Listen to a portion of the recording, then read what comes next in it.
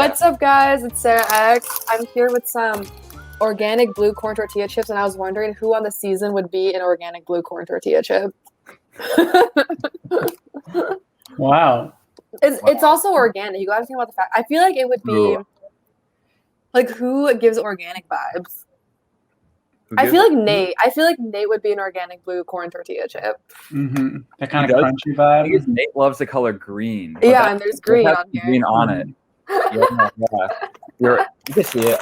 He's organic. He's very he's down to earth. He's gonna tell you what he thinks. But it's also like a little extra. Yeah, I see that. Yep. Right. And then I have New Orleans voodoo chips, and we saw in this episode that Ivy, or in at least in episode 7, that Ivy was all dressed up for Mardi Gras. Oh, so this is definitely Ivy. Yeah, I can see that. What do you have, Sam? Zap voodoo chips are some of the best. I've never had those. They're the best. So good. So good. What is that? They're literally insane. Can you show one in the camera? It's just it's like a normal chip, but they have it's not quite barbecue flavoring on it. It's kind of salt and vinegar mixed with barbecue almost. Yeah, is that what it is? That might actually. That's what it tastes like. Yeah, that actually sounds exactly what it is. Wow. I don't think it actually says, but salt and vinegar mixed with barbecue. Spot on, Sam. Well, I'm Sam. I have there we go. Some salt and vinegar almonds. This is like a really whack thing to be eating right now. But this is what I have. Salt and vinegar almonds. I don't know. I feel like nobody has ever had these. Like, everyone's seen them in the grocery store. You know, you might see it in the almond aisle. No one's ever bought that. Where'd you get it? Trader Joe's? No, I just got it from Meyer. Who was the salt and vinegar almond? Probably be I feel like it's got a little bite to it, it's a little bit, and the flavor changes. The flavor changes throughout. I could see it being like Shannon. Like, Shannon's definitely gonna be a little bit salty, Oh yeah, a little bit acidic. You might think it's getting a regular almond, especially when you're talking with her. She seems super nice and funny, and then you go, and then all of a sudden you go into confessionals. It's acidic, She's biting. Yeah. Well, yeah, I love that. Well, salt and vinegar. Both of our snacks kind of have a salt and vinegar vibe to them. And Shannon and Jack, wonderful alliance that could have been. Oh, that could have been. We could have been salt and vinegar. But guys, how come no oatmeal raisin cookies? No, I hate oatmeal raisin cookies. They're the worst. Oatmeal raisin cookies are like the opposite of salt and vinegar. Yeah. The thing is, I actually kind of like those. Yeah. The thing about the oatmeal raisin cookies, according to Megan, is that you think it's a chocolate chip until you bite into it, and then it's just a little bit disappointing. Yeah, that's true. If I thought it was chocolate chip, I would be disappointed. That's true. It's all about expectations. And I guess your chips make sense too, because the blue tortilla chips, organic, it's so different. It's organic. Ours are not organic at all. Ours are as artificial as it gets. And when we know that Nate does not mix well with other people in the game. I see. Kind of on an island by himself. This metaphor has really gotten deep. It's going. Well. Yeah. I feel like the worst is when you're expecting one thing, you're expecting people to be telling you the truth, and if you make it far past the merge and then you bite down on it, it's a little bitter. And next thing you know, you're being voted out at the merge, just a little bit better than Matthew Israel in season 1. Yeah, so dreading this moment ever since we've been doing the season, started to air, that we've been recording this, even since I got voted out, because we're already doing KYTL at this point. I knew that we'd be doing my second boot episode. So yeah, let's get it started. Very sad. Very sad. Wow. Super sad. Well, who definitely is not sad is Jackson, because he's never felt anything like the rush of voting someone out. Yeah, and seeing somebody cry. I never knew that about myself. I never knew that I loved that so much. It was just the most evil confessional. And I feel like it's so funny because that's exactly how I felt like I wanted to feel going to Survivor. I wanted to be the bad guy. You wanted to be that. I just yeah. I can't. I feel like even going back to season 2, I remember confessional after voted out. Actually, it's almost the exact same thing, because you voted out Sarah Avery right before the merge, and then it was like the merge episode, and I was just like, oh my gosh, like I actually felt bad about a vote out. Like up until now, it's been kind of like fun and stuff, but like, you know, Sarah is like so nice, blah blah blah. Like, I feel so bad. And Jackson's just like, yes, the rush of it is so great, which is exactly how he sounds. That's my impression. Oh, but hey, you made the spring break again, though. Yeah, that's 2 for 2 on spring breaks. Spring break is a weird thing because it's like you're so caught up in the game, but then all of a sudden you're on vacation and like everyone's everywhere and you're like, shoot, who's talking? Like, should I be talking? Am I actually on a break? I love the juxtaposition of me and Kat's confessionals, where I was just like, oh, I'm not going to think about the game at all. Just kidding. Of course I am. And then Kat's is like, oh, I'm going to be thinking about the game constantly. Oh, no, I'm not at all. It's literally we're both making the same joke. That's funny. Yeah. I feel like it's also funny, though, that as much as Kat like complains about the game and says she doesn't care about it, like she still like records herself every time. Like it's like, it also doesn't make sense. It's like, yeah, like I'm definitely not thinking about the game right now as I'm recording myself talking about the game. That's what I was gonna say. She actually records a lot of confessionals. Yeah. Someone who hates the game that much. Can I make a very niche reference that maybe like one person listening to this will get? Yeah. Oh, definitely. That's what this podcast is for. Yeah, it's all about the game references. Yeah. So just if you're, I've just been getting really into chess this last like few months and stuff. And there's this chess streamer. There's a ton of controversy because he got really tilted about this guy doing this thing that was like unethical supposedly in a game, and he just kept repeating, I don't care, I literally don't care, I don't care so much. And that's what I'm getting from Kat, just like how much she repeats that she doesn't care makes me think that she cares a little bit, at least like for how much she tells us that she doesn't care. Like, she has to care a little bit. Yeah, for sure. I feel like she's like competitive enough that she like is still going. I don't know, part of me has this like theory that like, okay, she's an ROTC, like it's very drilled into her to like, oh, if I commit to something, like I'm fulfilling the commitment. Like I committed to this show, I got to record the videos, and I'm not gonna like quit. Even though she does talk about quitting constantly, like she never does. Like kind of like Rudy, like man of his word vibes. Yeah, maybe I don't know. Maybe that's like the military ROTC part of it coming out, or maybe it's also just her like thinking that it's funny to film herself constantly saying she hates the game. But she records a lot of footage, like someone that says she hates the game. I just think it's funny. We'll have to ask her later. Do you think she'll do the podcast? Well, we'll make her. We'll see. It'll be interesting. But guys, someone made the merge. Whoa! Who was it? Who was it? Who was it? Was it Mallory? Oh no, Mallory's made the merge before. She's Yeah. I feel like it's someone who. I feel like it was like Maison or someone with Maison. Well, Chidi made the merge. I remember. Oh yeah. No, this other. I heard Jack made the merge. Oh, I did. I made the merge twice. Whoa, that's actually the most in Inspired Michigan history. That's true. That's true. Making the merge twice is an impossible feat. Yeah. Can you imagine like playing Survivor twice and like not making the merge one of those times? Like like that'd be so embarrassing. If you played it twice and like that's one of the so awkward. Like wow. I can't even imagine that. Oh wait. Oh my god, this is so embarrassing. We have to cut this out because I think Matthew is real. To make it his first time. Wait, you're right. That's like kind of ringing a memory. Well, he didn't make it the second time either, though. He's one of the people that missed it both times, right? No. There's no way. That's like damn. That's impossible. Made the merge. Wait, Matthew Mitchell made the merge. Made the merge. The lion. He didn't get. He's like pushed off the cliff. Oh wow. You know? He wasn't Mufasa again. He wasn't Mufasa this time. Mm-hmm. Wow. He gets the episode title "No More Merge Jokes." I'm pretty sure that. Okay. Also, sorry. So he didn't get Mufasa, but he's also not Scar this season. So far, I think he's like baby Simba right now. What do you think? Oh yeah. I can see that. Yeah, he's like giving me baby Simba vibes. Is a certain other lion from cinema history that I think he reminds me most of. But Who, Nala? And actually, Nala's a badass. Oh, that's true. That's true. She is. I don't think Jack was thinking of her. no. Oh. It might come up later. Does that make it in? Anybody talking about him being the Cowardly Lion?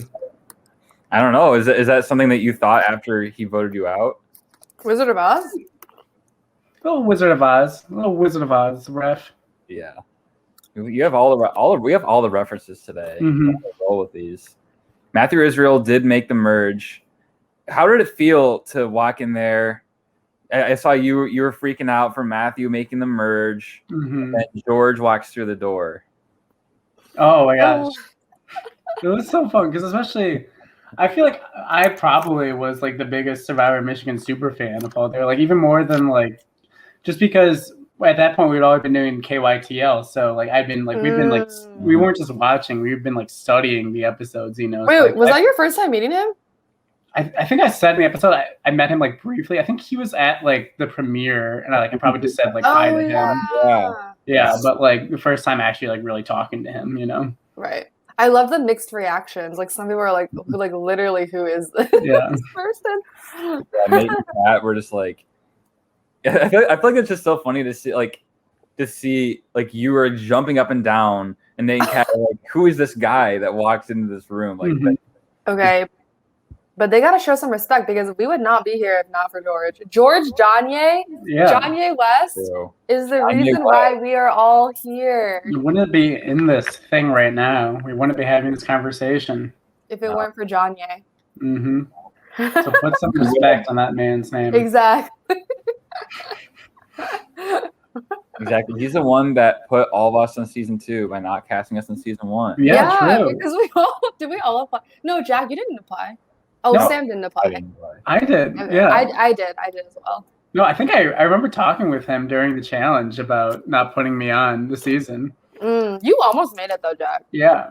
I think I was like the second alternate. Much higher than like 10th alternate. I was like very close. Yeah, I heard that Megan apparently, at least Megan being the 10th. I don't even know if that's definitely not true. No, like, it's not at all. I don't even know where that came from, but Jackson was just being a huge dick during the challenge. I feel like did that seem to you like it was like him being a jerk or him flirting or like both? I think it's literally like an 8-year-old boy on the playground. I feel like it's reverting to that about like being attracted to somebody or like, you know, wanting to flirt and just not knowing how and just reverting to being mean. But remember how he said that that's like part of his charm is like the meanness? Charm is an interesting way to put it. Yeah. What Megan doesn't know is that I'm an asshole to everybody all the time. Yeah, I was an asshole to her for like... He just doesn't get it. Wait, Jack, you just did a really good impression when you said I was an asshole to her. The way, the her.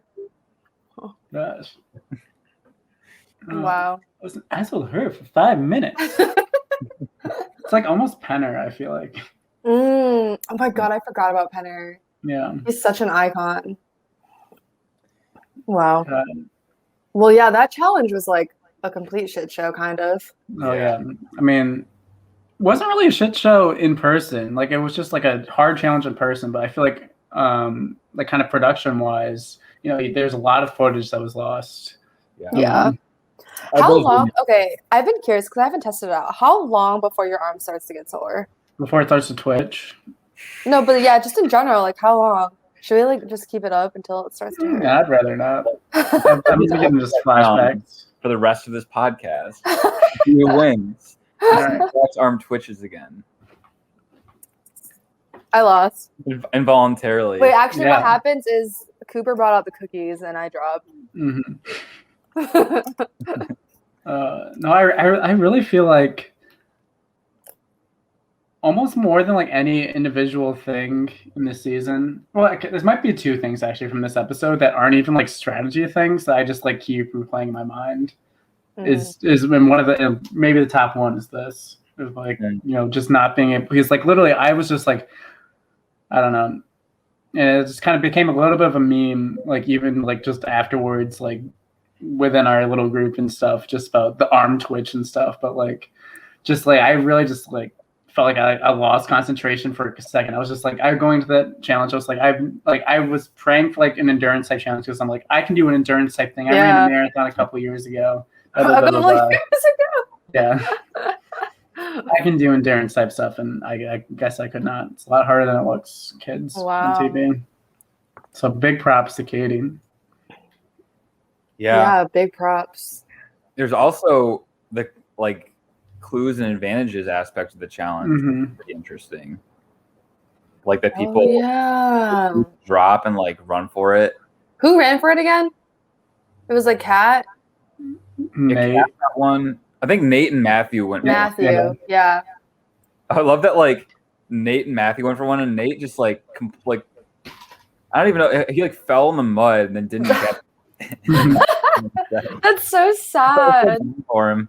I know he like went and ran for it, and that is hilarious. Well, you know, he's the puzzler. He's not the sprinter. He's not idle. He's not an idle king. He is the puzzler. Exactly. But wait, but didn't Dale find another idol at some point? This boy now has 2 idols. Like 2 that's idols. a little too powerful. I mean, that means, I don't know.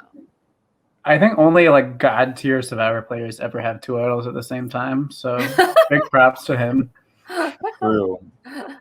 Only in seasons with Jack Tiggleman does someone get 2 idols. That's true. That's true.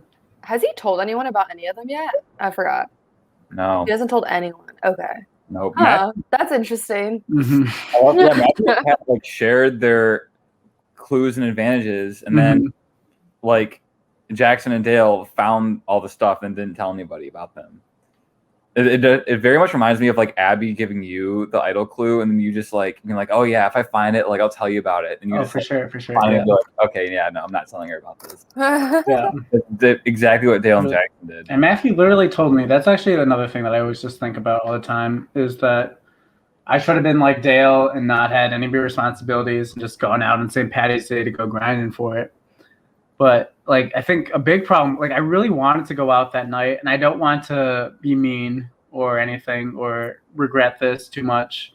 But literally that night was the birthday of my girlfriend at the time, Kat, who makes appearances in seasons and talk about her. So I was just like, it was like literally her birthday night. Like I've already been at this challenge for so long. I can't, like, I have to go right back, like hang out with her. So just like, part of me just wished like, oh, I wish it was on a different day or something. Like I should have been just from that moment I got out of that challenge looking for that idol. Jack, for a second, I thought you were making fun of me. No. For a second, I thought you were about to be like, it was like my cat's birthday. No, I wasn't. Like. Oh yeah, yeah. Rip. That does remind me of Sarah being like, "What's my dog's birthday?" It was your cat's birthday. It was the same thing. It was my cat's birthday. Yeah. Yeah. But seriously, because because I literally like looked in the exact spot and everything, like right on that bridge. Just idol's very frustrating this season for me. I just went in too cocky, I think. Yeah. Sorry, you on a tangent for a second, but yeah. Oh. That is tough. He went to both the spots of where the idols were, and then like both of them found like basically it's like a couple of days, or just like a little bit before you were there, basically. Yeah. Like I don't know, like maybe for this one somebody probably already looked in that place like even after Dale, so I probably wouldn't have found it anyways. It was probably already too late, but I don't know. It's just something I think about a lot.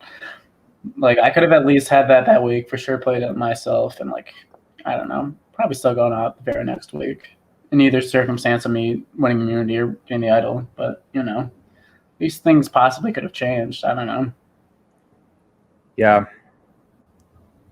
So going to the strategy of this episode, like it seems at first like there would have been a lot of room to like maneuver through Tokidoki because Dale and Jackson just blindsided literally the whole entire tribe. Like I don't know if we talk about like how like I feel like there should have been this such a massive like I don't know, fracture after Lisa got blindsided. And I feel like I don't know what it was, but they just did a really, really good job of damage control. Like I think that, like, yeah. I think nobody wanted to like piss them off. Yeah, it was literally they had such a control over the tribe, and I just got super weird vibes from Matthew about the whole situation. Like I remember him kind of at first saying that he knew about it, and then saying that he didn't know about it to me, and then being like, oh well, I didn't know about it, but I knew because Dale kind of tipped me off, and then but he kept Matthew just felt so I don't know if it was scared of Dale or close to Dale or I don't know something where he just that was the first thing I wanted to do, obviously, was try to push that. And I just got so much both negative from both him and Shannon right away about going after, Dale or Jackson. And it was just okay, all right, I guess I need to try something else. It was just I really felt like maybe I should have pushed that more, found it a different angle with that. But I don't know, it's just really weird to me. I don't know. People talk so much about me controlling all of El Norte, and I feel like Dale and Jackson are doing such a good job of controlling all of Tokidoki at this point, Yeah, it's kind of and also it's interesting how their tribe still meets as a whole right now. It's past the merge, and they still have all tribe meetings where they're genuinely deciding the vote. Reminds me of kind of Boston Rob and his buddy system. Yeah. All of us are gonna come together, just emphasizing oh yeah, Tokidoki strong, the 6, we're all gonna meet every week, it seems like.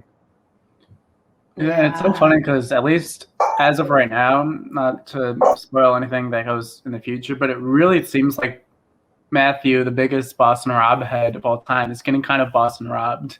It feels like he's the Natalie. I wanted to say Anderson. What's her name? Natalie.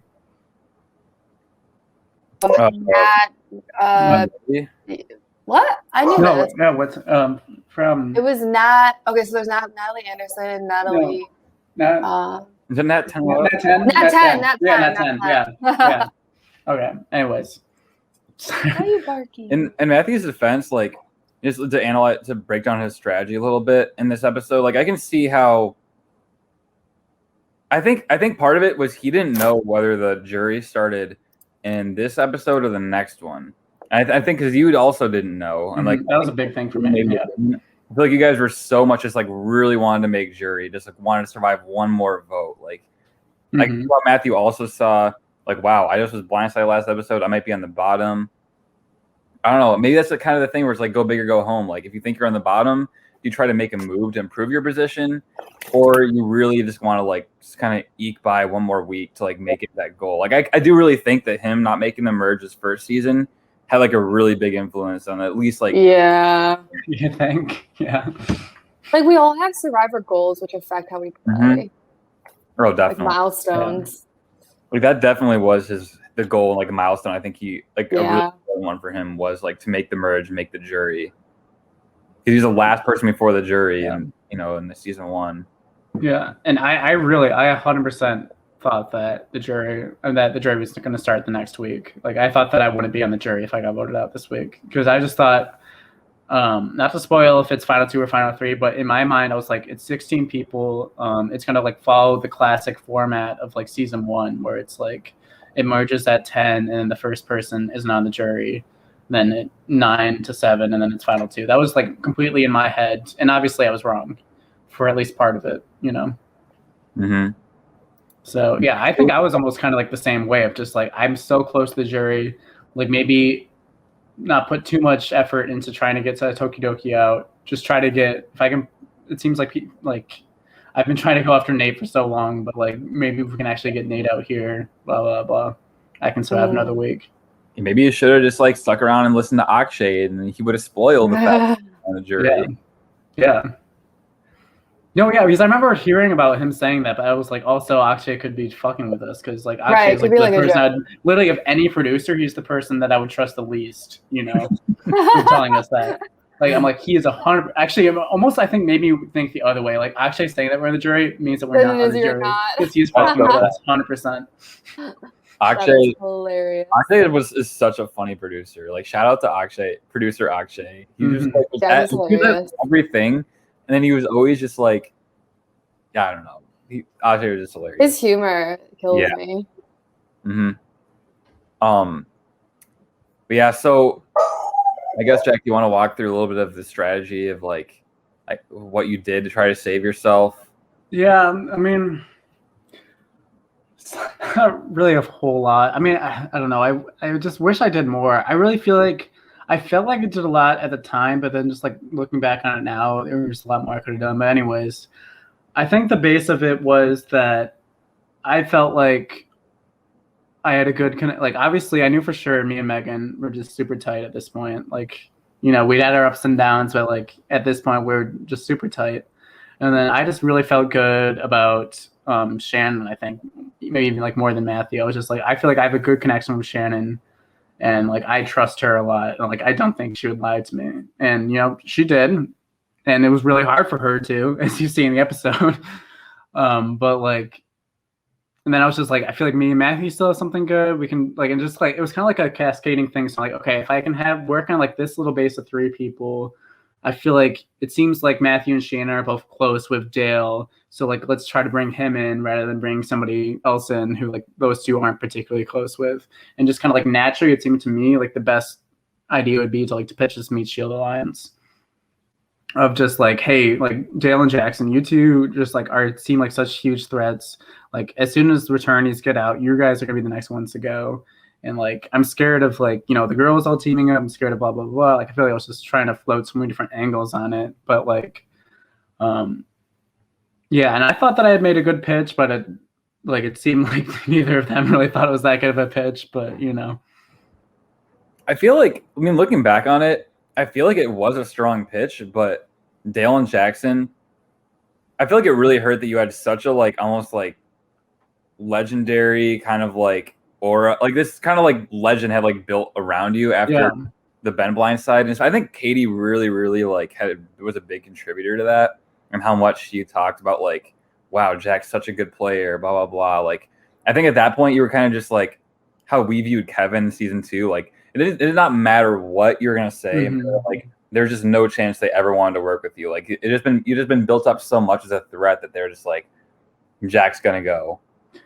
Yeah, I think that's exactly right. And like, Jax even has that confession where it's like, I've heard that Jack is just like this god. Like he is the most impressive person ever. And then I met him. Yeah, I met him, and he's just like a normal dude. Like, yeah, I'm not that impressive of a person, I'm just scheming. I'm trying to scheme the best way I can. And I just feel like, yeah, it's just like trying to play with that big of an image on your back. Like, definitely probably not looking back. There's, we can talk for hours about this, but like whether it was going to vote out Ben or not, and whether it was possible to do anything else. But also just like I really feel like Katie played like really well on like playing that up. And Camila probably played not well of like I feel like I heard a lot of people saying like, oh, Camila just keeps talking about you as like this amazing player, blah blah blah. So like yeah, it was just like a lot of things coming together to give me this big perception, which I mean, I like to think of myself as a good Survivor player, but I don't think I'm like this god that people were building me up as. You're always painted as a threat, like literally every time, and that's hard. Yeah, it's hard for you to not be like, to fly under the radar. And I also feel like Jackson and Dale probably wanted to hype you up even more as a threat to take the target off of themselves, especially after the Lisa thing. Like, it makes sense that for them, they're like, oh, let's just push. No, Jack's the biggest threat. Like, push all of that energy onto him instead. Like, let him absorb that. Even though I feel like it is still a smart pitch to say, like, well, okay, like, you guys just voted off Eliza, made this big move. Why not, like, keep me around who everyone's going to want to keep, like, targeting? Yeah. This might be getting into sketchy territory, so this might be cut out. But I know talking with Dale, like, after the season, like, he's told me that, like, he really thought about my pitch and really thought about keeping me around. But then, like, when he got the second idol, he's just like, I feel like so protected that like I don't need to keep you around as a meat shield. That's just too dangerous. Like maybe if I only have 1 idol, or if I had 0 idols, I would feel a lot better about keeping you around. But like he just felt like so secure about like if he was able to make it to a certain point, which like I kind of I could sympathize with because I felt the exact same way, and it didn't work out for me. We'll see if it works out for Dale. But just having those two idols in your pocket, you do get, and you talked about in this episode, you get a little bit scared about making a big move or even like little moves. You just like really have to feel like you have to like plan this all perfectly to like set you up to get to the finish line. Yeah. I do think that like you did a really good job of building your alliance with Shannon, especially seeing how Shannon is tied pretty well to like Ivy and Kat. Why do you think that you couldn't get Shannon to try and push votes onto Nate instead? Honestly, so I just feel like I keep talking about different things as regrets. I feel like another big regret of mine was just not getting closer to Ivy and Kat. Like I never met with either of them one-on-one because I just felt like it just like it was just like dumb rationale. It's just like I knew that Ivy was close with Nate. I'm just like I didn't know I'm not go close with Nate. So I feel like what's the point?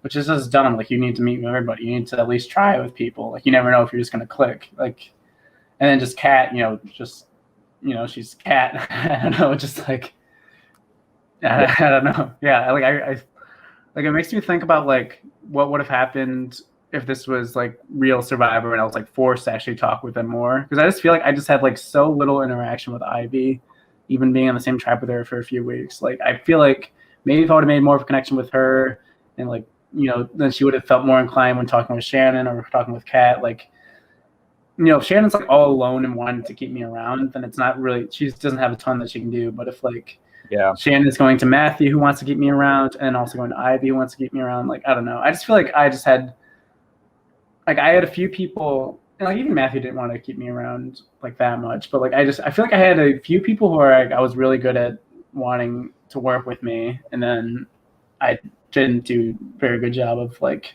the rest of the people. So I'm really rambling, but I knew that would happen. So you did in season 1 too. Like you didn't talk to like Nick. Yeah. You didn't do that much. And again, you get like really close to like certain people. Not learning from my mistakes, like I said in the episode earlier. Yeah. Yeah. I really do think that like you tried a lot of things, but just because of the target pain in your back, you had very little room for error. And like I feel like at a certain point it's just like you're relying on like winning immunity or finding an idol. I also really hurt that like Ivy and Nate were so close, and Ivy did have a decent amount of influence on Tokidoki also, that like Ivy was never going to let Nate go. And Katie had like no interest in working with me still. Exactly. Like Katie wanted you out. Like if anything. Like I really tried really hard to repair that. Like I met with her one-on-one a few times, like after the Ben vote out, but just it was not. Yeah, that's one thing at least I can't regret too much. Like I really tried hard to get Katie back, but like it was not happening. I love how you had. I think there's that video in this episode where you and Katie are talking about how fractured El Norte is, and it's just like there's only 4 of you, and you're still like all 4 of you, like have beef with all like each other. Like literally, Megan the only ones that didn't have beef. Like Katie and Nate like also had their own little beef for like them not throwing challenges for each other, and Katie voting for Nate. Like it's just all of you were so fractured. Yeah, we had all like lied to each other and like if not voted for them, like voted against their interests and stuff. And like, and I guess like by this point, Tokidoki had at least a little bit because of the Lisa vote, but like definitely not on the same level, and just able to repair that much better. Well, we get to tribal council, and you definitely did not look happy. That was so funny. I know it was. It's been a lot of. I feel like you've used that screenshot of me just looking like. Well, I can't even make that face. There's a picture of you as a kid looking just like that. Yeah. It's so funny. How do I can't even do that right now. I feel like I'm trying to just how mad I look. Just like. You look more sad now. Yeah, it's like I don't know. I'll like flash it on the screen. Lucy got to vote you out a second time. Oh my god, that was hilarious because she was like, I've tried this so many times. You never get one. That was incredible. Oh my god, I thought that was hilarious. She already voted you out once. Like she was like, "Wow, I finally get to do this." Yeah. Like she literally had written my name down before, and I had been voted out. Yeah. Yeah, I don't know, Lucy is the only person to voted you off twice. How twice? That's true. Oh, that's amazing. And the split, yeah. How would you when it split between you and Megan? They had a revote like that. I mean, it's just because you know what's going to happen. You're just like it's inevitable, and you just know that, especially with how many votes there are being read, you just know your name is going to come up another 8 times. However much, yeah, I think it was 8. The second amount of vote. You got like what 13 votes? Yeah, I think 12 because I think it was 442 and then 8-0 on the revote. Wow. That's a lot. Yeah, I think I thought I kept those. I was trying to look for them to like show in this episode, but they might have been lost to the sands of time. But I know at one point I did get all of the things with Jack on them, but I can't find them now. I still have all my buffs. I'm very happy. I think I might have just all these like random obscure accomplishments. Like I feel like I have the most buffs in Survivor Mission history because I was on. Not a lot of people switch tribes both times. You know, like a lot of people are on the original. True. And then, like they still have the same buff. Like still are like the new Hana, but I switched tribes both times. And I made merge, so I have like 6. This would be great for like intense Survivor Michigan trivia. Yeah. Oh yeah. That's great. Do you want to go into eulogy now, or do you want to talk about Ep8 and then do both eulogies at once? We should eulogize and then go. All right. Yeah, I guess that plan makes more sense. So. All right. Love listening. Not that many people get to hear their own eulogy, so this is a treat. But the first member of the jury, is that your face like lifted a little bit when Cooper said that. King of the jury, Jack Tiggleman, made the jury twice. What an accomplishment! Yeah, Jack, a great social player, and you know, an idol king. Even though he didn't find any this season. Yeah, I feel like Jack downgraded that after the season, but no longer an idol king, maybe an idol prince, but apprentice. Yeah.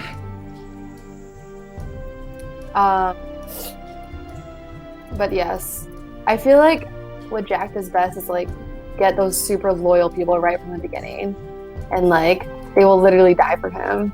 That's like his strength, and always just a threat because of how good he is at the game and making people like him. Like I even like Ivy or someone who didn't know you that well was like, yeah, like everyone seems to really like Jack. Like he's really funny.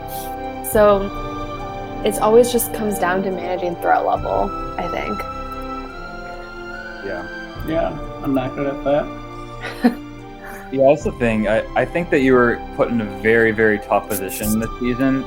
Being one of 4 returnees, like that's just like a very hard situation just right off the bat. Like season 2, your issue was like, yeah, you struggle with this big target on your back. Now you're starting on day 1 with an automatic target on your back. So I think that you definitely had a very tricky situation. Being on El Norte also is very tricky. I think that's one of the things is like you played a very, very good social game. Like I think that's one of the skills that like brought you very far in season 2, and also like brought you to where you went in season 4 as well. Like I think that, and I want to like touch on the Ben blind side is a very big moment. Like it's so hard because I feel like there's an argument that was the wrong game decision. Or it definitely made your target a lot bigger and maybe like almost insurmountable. Because if Ben would have been around, he would have probably absorbed a lot of that threat level in the swap and going into the merge. And you wouldn't have that move under your belt. Norte wouldn't have been fractured. But at the same time, like that's just one of my favorite moves I've ever seen. Like that 3-2-1 blindside of Ben, it almost was so like legendary of like a move and of an episode that it's almost worth it to like do that to like and not win the game or and go out at merge. Like I feel like the go big or go home mentality is the right one to have And I feel like that's what you had for like your second time around. Like you already had the experience of like going super far. You're like, okay, this time like I'm playing to win, but I'm playing to like be a villain, to have a good time. You said in episode 1, like last time I was mean, this time I'm meaner. Like you definitely played a more villainous game this time. And the Ben blindside is a big example of that. And I feel like it was just such an insanely good move. And I feel like it was you showing the best of your skills. So yes, I think that you definitely made some mistakes this season that made it, that unfortunately I don't think you were able to overcome. And the thing is though, some other people have made mistakes that were just as bad, if not worse. And you just had way less room for error because of your threat level, because of being a returning player. That made it, and also being on El Norte that lost a lot. Like you were just set up.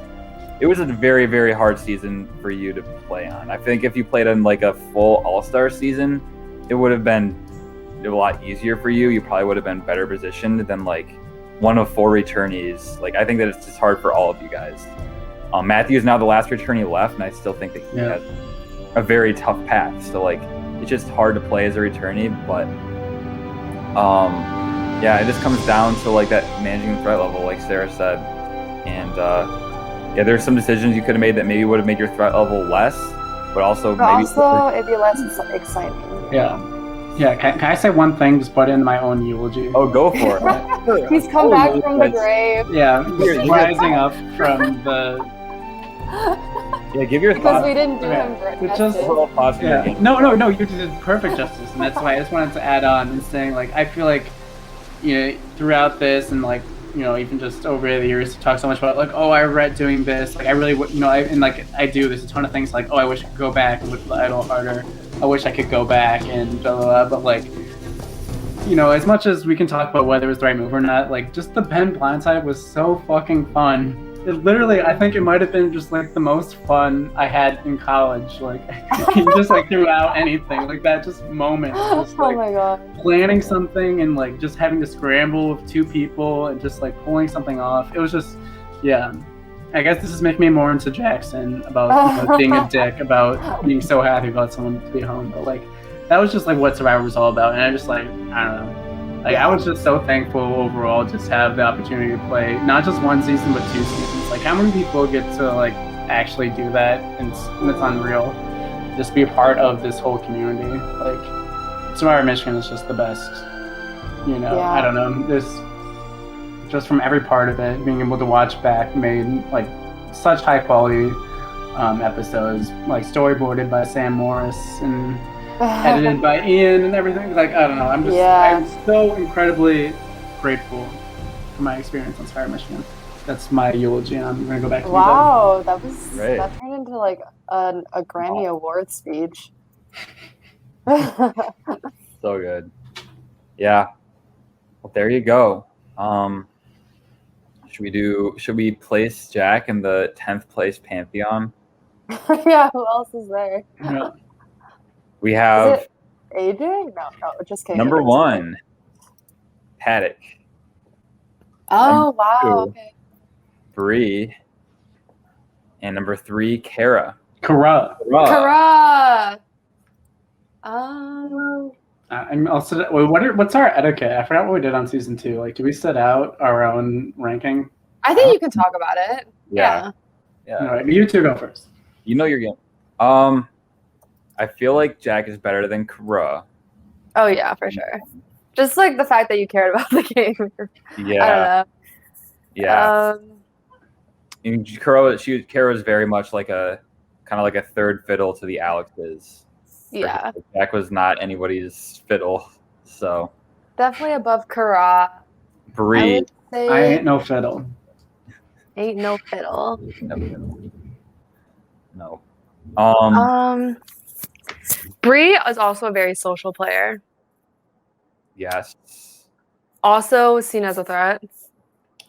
Also very strategic. It's true. Big super fan. Yeah. I feel like Bree did not have anywhere near as big of a target as Jack did. Which is a good thing. Yeah. Right, like she managed that well. Mm-hmm. But did Bree? But she didn't have people who were loyal, as loyal to her as Jack. Did Bree ever was a move that Bree pulled off by herself? Like, is there any move she pulled off that was on the level of the Ben Blind side? Did she have anybody loyal to her that was like willing to stick their neck out to save her, like Megan did for Jack? And Camila. And Camila did for Jack, yeah. So I don't think that I would put Bree ahead of Jack, even though Bree was great. Yeah, even though she is a super good player. Emily is definitely someone who's willing to make big moves. Yeah, that's just a hard. Emily, I feel like Emily and Jack, like that's a hard one. Mm-hmm. Emily did have like people who were loyal to her. Yeah. But I guess like Jack didn't. Sorry, I'm not. The thing is, like Jack, even though he doesn't talk to some people, he doesn't like necessarily piss anyone off. Whereas Paddock kind of had enemies. He said he hated me. Well, but true. Why though? What did you do? I don't know. I tried to vote him out. Yeah. Multiple times. I guess I'm just thinking because I feel like Paddock had like enemies on her season, but that might have just been like a season 3 thing. Everyone was enemies. Well, I feel like her only enemy. I don't even know. Like Aaron, right? Yeah, I don't even know if I would say Aaron didn't necessarily try to get Emily. That's true. They were on the same tribe. I do think that like Emily kind of got voted off because of that demerge. Yeah, that's what I was gonna say. It was a very weird. That's true. Because she was like with all of her own alliance, and they kind of had to pick somebody. Like, if not for the demerge, her and Will's Innovatrium alliance would have like probably. I don't know how long it would have lasted, but I feel like they would have had a lot more power. Like her and Emily both got kind of screwed because of that demerge. I feel like Emily had herself set up pretty well at the merge, whereas Jack, you were not set up super well at the merge. Mm-hmm. And whereas like Emily needed a very specific situation for her to go home, you needed a very specific situation to happen to not go home. Can I fight for myself for a second though? Yeah, go for it. So I feel like I had a lot of things go wrong for me to be put in that place, and some things outside of my own control. Like I don't know. Like I think Emily Paddock did as well, but like I do feel like, you know, if I was not on El Norte, which lost so much, if like I don't know, if Elise didn't find the idol before me, if love, like I feel like there's different things you can say. If we're going back to our old favorite little experiment, I feel like it's really close. I feel like it's really close 100 times, me and Paddock. Mm-hmm. Like I don't know. I just feel like we have a lot of similarities of my game this season versus Paddock's. That's true. I feel like it's very hard because if we're ranking season 4 Jack, that means we're always going to be ranking returnee Jack, who's always going to start out the game with a big target on his back from day one. You're always going to have Tom saying like Jack's the biggest threat. We need Jack. Right. Dale, who doesn't want the returning players to go far. You're always going to have every single time with this cast of season 4. You're going to have a bunch of people who want Jack out. I feel like the threat, but I also do think those kind of people who want me to stay. You know, I'm going to make good connections. I feel like you did do a better job. I feel like you have a much better social game than Emily did, as far as like getting people to be loyal to you and like really want to fight for you to stay. Where Will kind of just like cut her loose when he like kind of realized that, you know, it was too late. Whereas like Megan was like never gonna, she was gonna like go down sinking with you kind of thing. Like, Camila, same thing. Like she literally sacrificed herself on the swap tribe, basically. Like you literally had people willing to like sacrifice their games to keep you in the game, even though you're such a big threat, which I feel like is very hard. I also, though, I want to say, like, how many mistakes did Emily Paddock make? Yeah, I made a lot more mistakes. Yeah. I don't know. It's tough. I'm going to sit out of it. I don't want to decide. What do you think, Sarah? It's just hard because we're comparing, like, returnee Jack to first round Emily, right? That's true. Or is it overall Jack? I don't get it. It's returnee? 4. It's season 4 Jack. Okay. Oh, because our season 2 selves are still in the like we would rate our second season to our first one as well, right? Okay. And I'm below Liz. I remember. last time we ranked season 1 Matthew versus season 4 Lisa versus season 3 Ben. It was really confusing because they all got 11. That's confusing. We voted Matthew first place, didn't we? That was we did. Yeah, you missed that, Sarah. We were just like, yeah, Sarah's probably gonna roast us for this later. Oh my god. I don't know.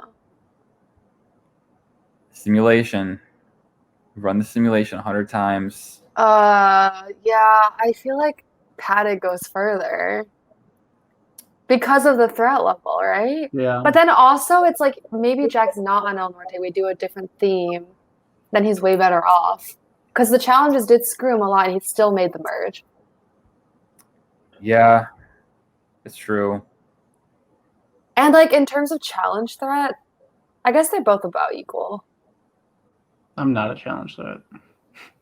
I do think and then maybe he could find an idol in like a different one. Emily did win the first 2 immunities in a row. Yeah, she's good at like Jack is better at the idols. I also like I don't know. I just think back to like the Breakfast Club alliance and how like you and Camila playing both sides of them with like Nate and Megan. Well, it was like good in theory, but the way that the way that information was leaked to Nate was like really not great. Like you wouldn't have ever had to make the Ben decision if Nate had just like gone home and not known like that you and Camila were playing both sides. Like I feel like that's really the mistake. I wouldn't even say that the Ben blind side was like a mistake because at the time, like I feel like it made a lot of sense and might have been the only option really. Like I feel like the bigger thing was like Nate getting all the information about like you guys looking for the idol and lying to Ben and Katie about it. Like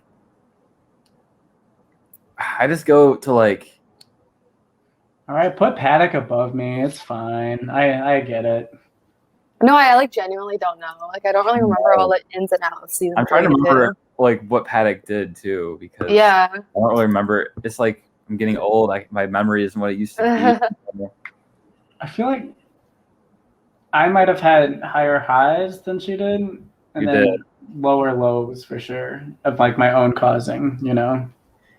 I do want to put a lot of weight onto the Ben blind side though, because like I feel like that was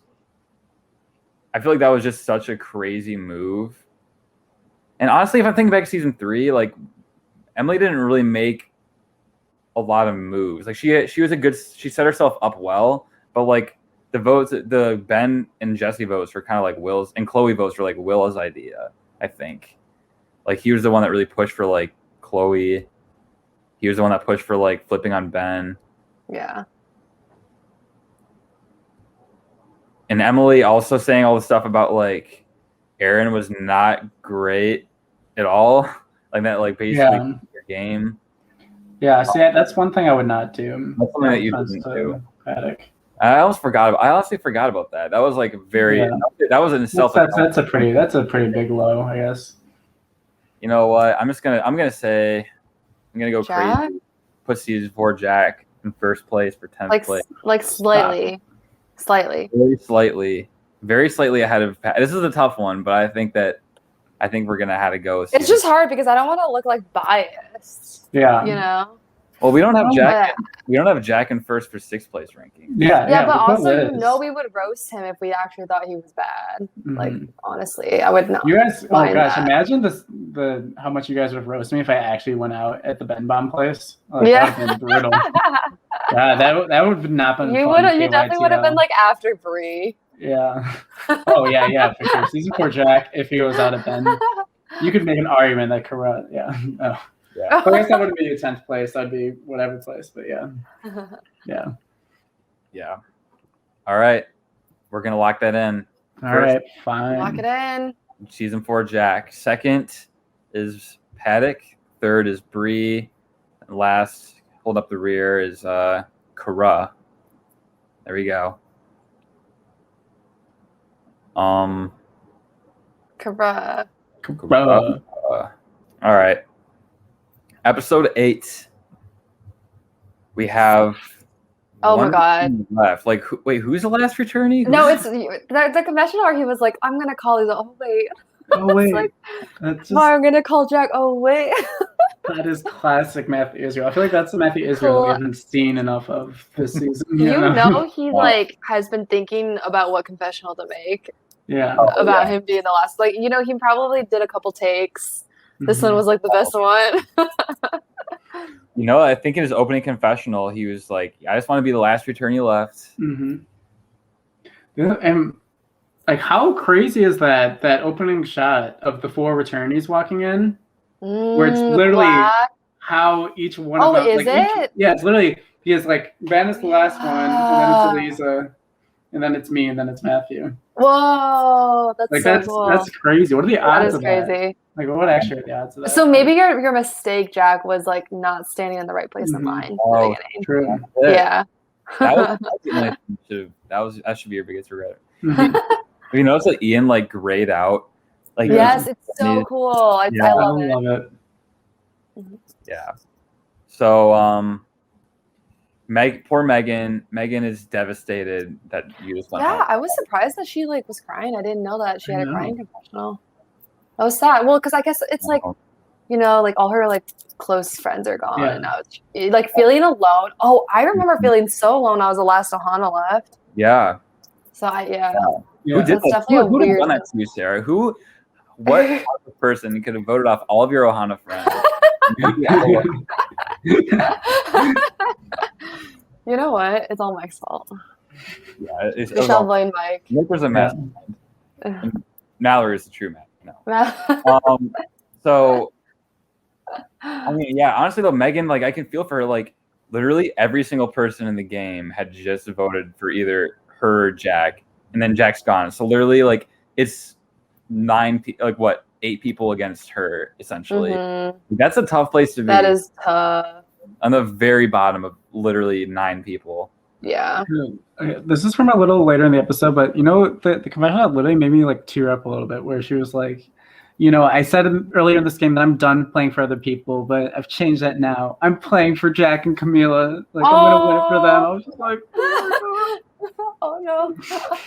That's so nice. I love Megan so much. I without getting too far ahead, like, I love like just her whole arc in this episode, where she starts off like crying, and then she's just like, you know what? Like, I still have, like, I'm still in the game. Like, I'm not going to give up yet. Like, I'm going to do this for Jack and Camila, and like pulls it off. Like, that's just so, like, such a great underdog story. You know? Oh yeah. It's awesome. Yeah. I mean, honestly, after this episode, Megan should be the one that's doing the floss dance. Yeah, true. Okay. Oh my God. Wait, what was the challenge again? It was the word, like little letters puzzle. Oh, right. Okay. I just feel like Jackson blaming low budget on that is the most hilarious thing. And it really did piss me off so much knowing that Kat skipped that challenge. Not gonna lie. I'm not gonna lie at all. I was just like, I wanted to be there so bad. Yeah. But you know what? No, it was midnight 30. I can't blame you. It was midnight 30. It's midnight 30. I have to get up at 0500. Okay. She's not gonna apologize. No, not even gonna apologize for that. I love it. She's like, I have a little bit of survivor's remorse, but actually not really enough to do. But actually, not really. I feel like, yeah, that's tough though. But we have a puzzle challenge, and who wins the puzzle challenges? You know, it's the puzzler himself, None Mr. other. Blue Corn Tortilla Chip. 2-0 in puzzles. Right? 2-0 in puzzles. Yeah. Classic. But like Jackson would have won if the budget was a bit higher though.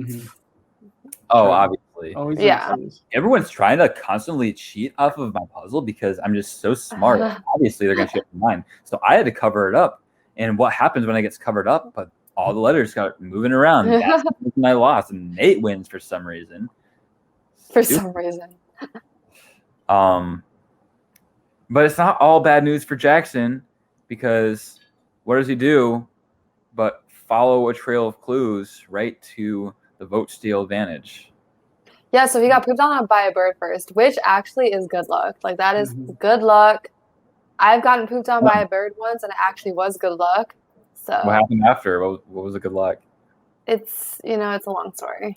I'll tell you after. Oh, No, no, that's not what I mean. But Was it yeah. as good as finding of an advantage menu? Oh yeah. I mean, it was like almost as cool as finding an advantage menu. I just love how much beef like Jackson has with the producers. He's like, this is not gray. This is a white hole. And it is pointy at the top. Oh my god, he like is never impressed. Like when did Yeah. the producers ever impress Jackson? Never. That's funny. I love that. So also like the advantage menu, like I feel like it was like a vote steal and like an extra vote and like something else where it did like the vote steal is the only one that actually made sense to like pick for it. So I feel like that gripe was like valid. You know, a little insider. That day that Jackson filmed that with advantage menu, I feel like I heard this story from Will. Like Will was recording it. That was in Mason Hall on St. Patrick's. Wow. They were like just leaving that when like there was like a stampede of people because everyone thought there was an active shooter on campus. Oh, I remember that. Yeah. Oh like, my god. Yeah, and it was actually Dale getting everybody off of campus. Sorry. That's so dark. Bad joke. Dark joke. I feel like it was like I think it was like girls God. popping balloons at the Diag. It was it was Lucy and Tate popping balloons. That's right. Lucy and Tate popping balloons. Yeah. Oh my god. I feel like I made a really funny meme about it. That yeah, like you did. time was not good taste, but now that it's 2 years later, it's funny again. But yeah, I think this actually happened like the previous episode, but it was just like put into this episode because St. Patrick's was last episode. Mm-hmm. Anyways, Jackson now has a vote steal, good to the final 6. Think he's gonna do something about it. And he's also still unimpressed with that. He's like, wow, it's only until final 6. I can't even do anything with it. Does not give me freedom. I heard that he's not happy this episode. I heard it. Well, I think at final 6 you can will it to someone, right? Yeah. Yeah, and it can be used for the final 4. Uh-huh. You can put it up. Yeah. I also loved Ivy telling Nate, like, oh yeah, there's this alliance and you're not in it. Oh my gosh. That was like the longest confessional ever, but I thought it was hilarious. They like were getting food. And Ivy's like, oh yeah, like you're in the plan until final 6, but like not final 5. And she was like cackling. She was literally dying, and Nate's like, I know. but I want to be in final 5. It's like top 5, baby. She was like, I mean, like I'll try, but like you're not in it right now. Those two are so funny. That was so funny. Mm-hmm. I don't think that was the right. I don't think Ivy should. I don't know. No, yeah, I don't know. I wouldn't have done that, but I kind of think that I'm not entirely. I do know that like those two like are very much like they were ride or dies at the time. yeah. So I do think that Ivy was more like cluing Nate Being in. Yeah. Yeah, like this is the alliance that is made right now. This is like we did this final 4 alliance with Dale, Shannon, and Jackson. Like, and then he's not like obviously like those 4 weren't going to put Nate in their final 4, but like I think the fact that she's telling you know what? It's like if like I told Mike, oh, like Jack has this final 5, but like you're not in it, but like yeah, exactly. Like at least you're telling him about it. The way she said it was just funny though. Yeah. Not going from Ivy and Nate. My other favorite pair is definitely Max. Did I say Maxon? Megan and Jackson. Maxon, I guess. Is that their couple names? It's gotta be, right? Like those two together, just every scene with them is so funny. Like they're just their dynamic is just like so good on TV. Like God, you literally couldn't make it up better. I've just like sometimes it feels like it's scripted almost, like the things they do to each other. Like a scripted like sitcom. Gosh. Megan's it's almost like too cliche, like the bad boy, like asshole. The bad boy, like really sweet. Then Dale called her like Sammy Sweetheart. But I loved how like Jackson gets the computer ready. He's like, look at that, like so straight, so beautiful. Like, oh, you're just talking about yourself, Jackson. Like, why do you just think that I'm talking about myself? Maybe I'm talking about you. No, you're too arrogant to do that. He's like, maybe my arrogance is just all in an act to cover up my crippling insecurity. Might be getting something real there. Yeah. What? Like, how is this back and forth like a real conversation? Yeah, that's so great. Also, what do you think about Matthew's strategy to have everybody hate him? I was super confused at first, but then I was like, oh, it's because he wants to be brought to the end. But I feel like he's like managing his threat level like too well. Yeah. You know what I mean? That's the thing is like I'm curious like what you guys think about that strategy because like I mean we just talked at length about Jack and like your mistake being more like not being able to manage your threat level. So I mean, like, I guess it's like, do you want to make it to the end or? I mean, I guess you have to make it to the end to win, but then it's like sometimes getting to the end means you won't win because you're downplaying. I don't know. Yeah, I guess it depends on if he's gonna turn it on or not. Like I honestly kind of feel like his mind's not in the wrong place. Like, it almost kind of reminds me of Tony in Winners at War, just like downplaying his threat level so much, and then just like slowly starting to cook up, and then just all of a sudden like he's like in control. So we'll see if that pans out for him. It seems like he's got quite an uphill battle because I feel like Tony in Winners at War, people like liked him. Were kind of like surprised at how much they liked him, how easy it was. Yeah. Didn't seem so much this episode. People were feeling great about him. I feel like you have to still make people like you. I think maybe the hating could be the wrong thing, but you know, liking you with a lower threat level, I feel like is the way to go. Hating you with a lower threat level, we'll see how it works out.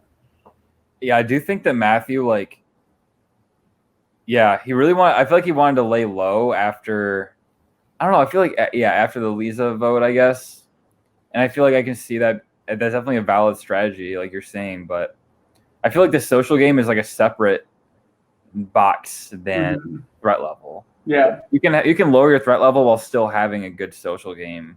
Which I feel like something like, like you're saying, Matthew on one hand has to turn up and make some moves at some point, which we'll see what he does. But I feel like he also has to like manage his social game too, which is like, it's hard to do because like you can't know exactly how people are perceiving you, but like, it's actually interesting now that we're talking about, like, I feel like you and Matthew played very like, almost like opposite games where like you were very into the social game and you also had this very big target. And then Matthew was definitely more of like a schemer and not as much of a social game person, and is like very much like diminishing his threat level. Like he's still in the game and I'm not, so you know at least something's working. You know, yeah, honestly, like it's hard to win when you're voted out in 10th place. So you know he has a better chance at winning than I do right now. Very true. Honestly, good for him for like also having season 1 be premiering while this was happening, and he was like so strategic and like intense in that one. That's something he also had to deal with. Yeah. Which like nobody else had to deal with. He's the first one who's had to deal with that. Yeah, I feel like of all the returnees, he definitely came in with the biggest target. Yeah. Like Yeah, and he became the least target. So yeah, he's doing something right, at least for now. True. So Megan is full on survival mode here. She's talking to everybody. She's throwing Katie under the bus. Saying that Katie is like pushing a girls' alliance when like seems like Katie's very much just like with Dale and Jackson. I don't know. I want to talk too about like Katie. I feel like she has up until this episode, and through this episode even, like she has set herself up very, very well. Like I feel like she's like she has a whole like El Norte like underdog story going for her. She like doesn't have a very big target on her back, but she's like been to almost every tribal. Well, so I think she's done a good job of being like, look, Tokidoki, I'm like not loyal to El Norte anymore. Yeah. But then El Norte still like we kind of need her to like as a number to band together as El Norte if we can't break Tokidoki up, you know? It is like crazy that she went home instead of Megan this episode. Like I feel like I want to give a lot of props to Megan and also like to Shannon for that, but also like it sucks for Katie because I do think she was like set up to go pretty far. Like I don't think Dale and Jackson were gonna let go of her anytime soon. I mean, I don't know, maybe they were, but I feel like this is very much like Shannon like especially after you went home, Shannon was very upset about it. And like, I feel like she definitely wanted to make a statement that she did have some control over the game. Yeah, definitely. And yeah, she said multiple times, she's like, I do not want to be just treated like a puppet, or like I don't like it when men talk to me like that, and Yeah. and like yeah, so which is like really like great for her. I think it's kind of funny that she still didn't want to go after those guys. She still wanted to make it a smaller move, but that could be a smarter thing. If you do feel like you're still good with them after this week, and you can kind of subtly influence them to have a little better positioning yourself, then that's probably the better thing to do. Like, I think it's in my instinct to want to like go for the head, like when I went for Ben, but maybe her kind of subtler gameplay of positioning yourself better while also just knowing now not to trust. That's probably the better way to do it. Yeah, I do think this is a good move for Shannon, and I think it is the best possible move for her out of like anybody. Even though, because like at the same time, like let's say she gets rid of Dale or Jackson, both of them really trust Shannon right now. Yeah, that's true. So it's kind of like, and they kind of need her, So it's like if you vote them out, you're making a big move, but are you making it too early? Because let's say you get rid of Dale and Jackson, now you're in the final 7.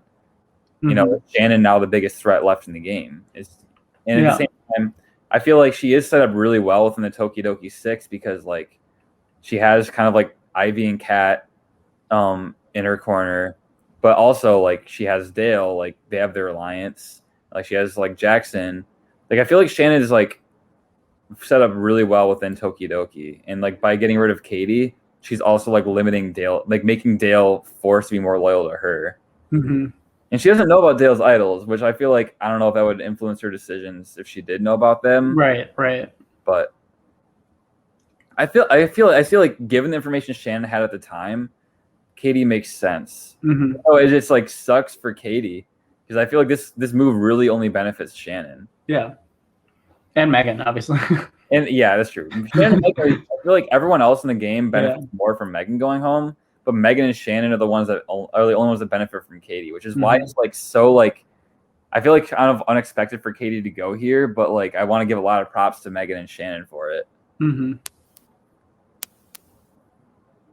All right, should we bring Katie on?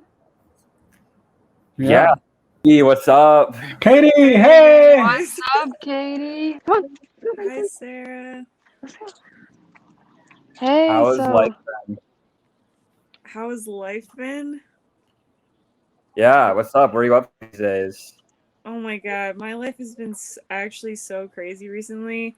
But I'm like really good right now. Like I'm happy. Like I was in a really bad situation and now I'm like out of it. It's honestly watching Survivor like was a really good distraction for me because it wasn't like I was just thinking about it on the days that it was airing, but I was like thinking about it for like the whole time. So like that was like really nice to like have something to kind of distract myself and like see myself from like years ago, which is cool.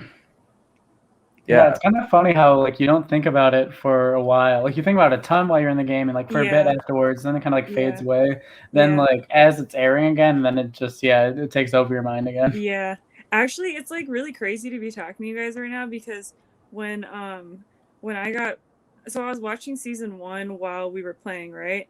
And then when I got voted out, I was like so bitter and just upset about the whole thing that I stopped watching completely. I was like, I can't watch the show anymore. Like, it's making me too upset. So I like stopped watching, and then I never like season 2 came out, your season came out, and then season 3 came out, and like I just didn't watch it. And then ours was about to come out, and I was like texting Sam about this at the time, and I was like, oh, I gotta catch up. So then I watched all of it. And then I saw all you guys like in your season. I was like, whoa, I like knew these people, but like I didn't like know them like Survivor know them. And so now I'm like, I feel like I'm talking to like characters. It's pretty crazy. That's so funny. Wow, season 2. What did you think about season 2? How did you like it? Oh, I loved it. I thought that was a great season. It was like cool, like I said again, like I knew you guys like in my own way, but it was like really cool to like see people that I knew from like production and stuff like be in the game. It was like a different perspective. I kind of forget a lot of what. Well, I mean, obviously Sarah was like amazing on your season. I was like, wow, my god. Stop. Freaking legend. Oh my Yeah. Yeah, but you guys, all three of you, were like really cool. Oh, that's so nice. I mean, honestly, it's funny. I think the same thing is like I haven't seen you or like a lot of these season 4 people since like whatever we were all in college. And I was like, Yeah. I'm on the podcast. You guys like, wait, I like this is Katie from like Survivor Michigan that I just like, have been watching. Like, it's a real person like Katie, like that without blonde hair now. Like, what's going on here? Yep. Actually, what's so weird is that like I obviously dyed my hair blonde during that season, and then I was blonde for like ever, and then I dyed it back to this color like once COVID happened. But tomorrow I'm dyeing it back blonde. So like, Whoa. I know I'm going back. Hashtag It's New hair Katie again. part 2. Hashtag new hair Katie or old hair new again. Yeah. Love it. Yeah. Love that for you. As a, like new stage, you're getting the blonde hair Right, down, exactly. like good things happen. Yep. You know, like last time you escaped getting voted off and got rid of Eliza. Like now, who knows what's gonna happen this time? You know. I love that became a thing because it was like had nothing to do with Survivor. Yeah, that was great. So sometimes the things you don't intend at all just like somehow like fit perfectly, you know? Yep. Just like that beautiful happenstance. So yeah, I guess like, kind of going to the Survivor stuff, and yeah, I'm curious, like, what kind of thoughts did you have as you were watching yourself like play this game? Like, I think like you said, it was a couple of years where like you kind of like forgot about it, and you're like coming back to it again. Like, what was it like watching all this like years later? Weird. Like, okay, so part of it was like weird. What, like, I felt like I didn't really like say that much about anything during the whole season. And also I didn't realize that other people were like going so hard in their like confessionals and stuff. Like, I wish I had seen like the first 3 seasons before playing, because I would have like, I don't know, been a little more like interesting. But I was like, oh my god, I'm so like boring and nice and just like, I don't know. I had a really hard time talking to the camera too, because like when you're talking to a producer, it's so much easier to just like, I don't know, just talk. But like when it's just you and the camera, I remember feeling like so awkward like the whole time. So yeah, I was just like, oh my god, I'm so like not good at this. But like, I don't know, it was fine. You were great. Are you kidding me? Like, people loved you. Yeah. Thank you. Yeah, so that was, I don't know. And then what else did I think? Yeah, I guess I was just surprised about a lot of the people, like their personalities like really coming out in their confessionals. Like Jackson, I had no idea that he was like that. Like, I like every conversation I had with him while we were playing, I remember thinking he was just like really like kind of like quiet and like soft-spoken and like quiet. Yeah, like Quiet. I was like, oh my god, I didn't know Jackson was like that. And same with Shannon too. Although I didn't get to talk to Shannon very much, but I was like, whoa, I had no idea that like she was like this. Like, so that it was like kind of exciting seeing like different sides to people. Yeah. But I also want to say, like, I mean, don't be down on yourself, because I feel like you were also like one of those low key like audience favorites that because you for sure. The thing is, there's some people that are these really big personalities, but I feel like it was nice to see like that. It's really nice when you have a character like you that's just like a really like nice and perceptive person that's like different from all these like really big crazy like Jackson and Shannon and Dale and whoever, all these people that are like saying all this crazy stuff. I think that a lot of people really like that you were just like a really nice like person to root for. Like that was I think that was, I don't know, every character is different, and I think that if everyone was exactly the same, then like it wouldn't, you know, Jackson won't be a fun character to watch if everyone is like Jackson. Yeah, you know, like everyone is their own like character in the show. And that's I think what's so good about this cast is like everyone was like just themselves, and everyone was so different. Yeah, true, very true. Well, thanks. Yeah. Okay. Let's go back a little bit and talk about the swap, because you were one of the people who had to go in the minority Yeah. and you survived that week. Mm-hmm. What are your thoughts on that whole thing? Like, how do you think you survived? Yeah, well, I remember like I was on another podcast last week and they were like, why would you go in the minority and stuff like that? And I remember at the time just thinking like, or I remember not being okay with being on the minority unless I was with Jack or Camila, because I was like, oh, I know I can like make a good case for myself, and because I was on the bottom of the last vote because it was the Ben vote, and I didn't know about the Jack, Matt, and Eliza alliance at the time, which was kind of naive of me to think that like that Jack and Camila would be targeted like way more, because you guys, I don't know, something could have happened there, but I remember being like, oh, if I'm with Jack or Camila, of course they would go before me, so like I wasn't really that worried about it. Yeah. Yeah, that makes sense. I mean, like you were able to, like, what kind of things did you do to like push the vote on Camila at that first swap, like vote?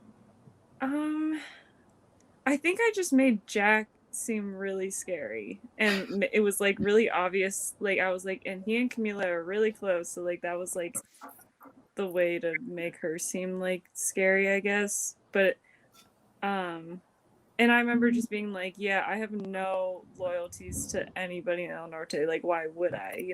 Mm-hmm. So like, I'm so down to like be one of your numbers, and like, it made sense to me, and I thought it would make sense to them like that. Yeah, no, definitely. I feel like one of your best attributes, I feel like, as a Survivor player and as like a character, is like kind of going back to what we kind of talked about. Like, I just feel like you feel like very genuine when people are talking to you. Like, I feel like there's a lot of people in the season who are such like schemers when you're talking to you, and you can never be like fully sure like what are they thinking. But I feel like you like have a great way of just like really just seeming really trusting and like Seeming. And just like I feel like, and especially like on that swap triad, I feel like compared with Camila, who kind of just like had a little bit of like gamer like flirt in her, like you can't really be Right. completely sure where she's coming from. Like I feel like it made a lot of sense why like Tokido people would want to gravitate more towards you. Yeah. Yeah, I mean, I had help too, because, well, I didn't know this, but after watching the episode, like, I didn't know the Megan thing about her telling Jackson about you and Matt or whatever, and like that stuff. So there were a few things I think that helped me out for sure. But yeah, I mean, I think I didn't really get a chance to like lie very much or like try to scheme, you know what I mean? So that would have been interesting. I could have, like, maybe I was going to be really bad at it, so maybe it's a good thing I never got to that point. Well, I feel like also it's just like people have different strategies. Like your strategy was to play more of just like a very like upfront, like loyal game. And I feel like that definitely worked well for you, like because people always trusted you. I mean, I guess there's other times where like, I guess maybe the scheming. Yeah, I don't know. I feel like that always kind of helped you out. And I feel like you were kind of scheming the week that Eliza went home though, because you were like kind of like playing both sides a little bit, like trying to like see which like. You went to like Matt and Eliza were trying to get them to flip. You're like, yeah, Dale and Jackson don't trust you. You went to Dale and Jackson. They're like, yeah, like Matthew and Eliza, they're together. Like you were kind of like going to both sides. Like yeah, that's true. I just feel like I never had to like lie, like blatantly to somebody. Well, actually, maybe I did. I don't know. But the thing was, I like had so many plans because I thought after the Eliza vote and then after Jack left, I was like, I'm gonna win. Like I really thought I was like gonna go to the end, and I had all these big plans to like blindside Dale and like do all these things. So like that would have been so interesting to see if that like how I would have handled that, because yeah, I don't know. But I was like planning on like lying to a bunch of people. Yeah, wait, what was your plan? What was your plan after Jack went home? Like I think I was trying to get the guys like Dale and Jackson to start targeting the girls, like Kat, Ivy, and Shannon, and Matt, because I wanted to stay with Dale and Jackson because they were threats, and also I thought I could beat both of them in the end if I had to take either of them, and I think my strategy was to be like, yeah, Kat, Ivy, and Shannon haven't done as much, so like you don't want to wait. I was gonna say you don't want to bring them to the end. I don't actually remember what I'm trying to say. Or maybe it makes sense. Like if you bring, I think you said in the episode, like, oh, if you keep Kat and like Shannon, some of these, or Ivy, some of these people in the game too long, then all of a sudden like the big threats will be targeted and it'll be hard to get them. Oh yeah. That's exactly it. Thanks. Yeah, I think it was kind of just a similar thing of what I was trying to say to them too, like in my boot episode. Uh-huh. And worked at least one episode better for you. So Yep. That's the thing. I feel like you were set up so well going into the merge. I feel like it was kind of like surprising for you to go out when you did, because like it was such a shock to me. Yeah. And like you kind of come off like this Lisa vote, and then you like won immunity. Like you were kind of like riding a high for a little while there. Yeah, definitely. I think that's like, you get too comfortable and then you stop kind of like being paranoid and thinking about things. So I think that's sort of what happened to me. And I remember thinking at the time, I was like, why would they vote me out? Like it didn't make any sense to me at the time. Yeah. Does it make sense to you now, having watched it, or do you still? No, it makes sense. It definitely, I understand it now, and I don't want to. I'm trying not to like spoil anything, but yeah, it makes sense now. And I was like, I didn't realize that Megan went so hard in the episode that I got voted out too, and I was like, whoa, my god, Megan's so crazy, and like. Yeah, I was like a big Megan fan after, because at the time I didn't think she was doing anything. I don't know. I thought I didn't have any kind of close relationship with her, but like after watching the episode, I was like, wow, like that was really impressive. She really like threw you under the bus and like I know. She was making stuff up, right? Like did you really? She was saying that you were pitching like an all girls alliance. But, like, was that true? I think okay. So I think I brought something up. Like I think I had this plan of like meeting with Shannon and trying to like pitch the all girls thing so that I could tell Dale that she was like down to do an all girls thing so that he would get really scared of her, but because I didn't realize that he and her were so close. And then I think I said the same thing to Megan because I was trying to make her feel like I was trying to help her, because again I think I was thinking kind of far ahead. I was like, oh well, if Megan's going to be on the jury, I want her to vote for me. I want her to feel like I didn't just like not help her at all, or like just like not even try to talk to her. So I was trying to like give her like hope because I thought she was gonna go the episode that I went. That makes sense. Yeah. What's like your biggest regret in this game?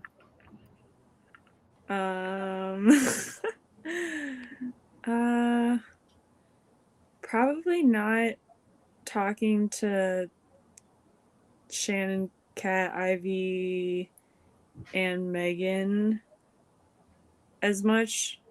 I think I was like too comfortable and I didn't feel like I had to make like any more strong relationships. I felt like when I did the swap, I already like used up so much energy to like make new alliances. So like once it was merged, I was like, I don't need to keep doing this.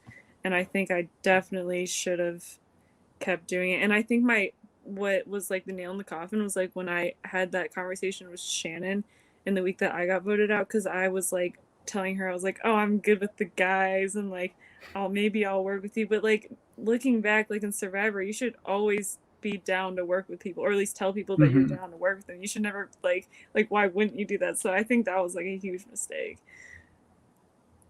Yeah, I think definitely like you should try to downplay like other relationships as much as possible, like I feel like if Shannon is taking away from meeting with you, that like you feel comfortable with people who like aren't her, like I can see why that she could be like want to make a move against you there. Yeah. I think at the time I just thought I was being honest. Like I wanted her to feel like I was just being real with her. Like I wasn't.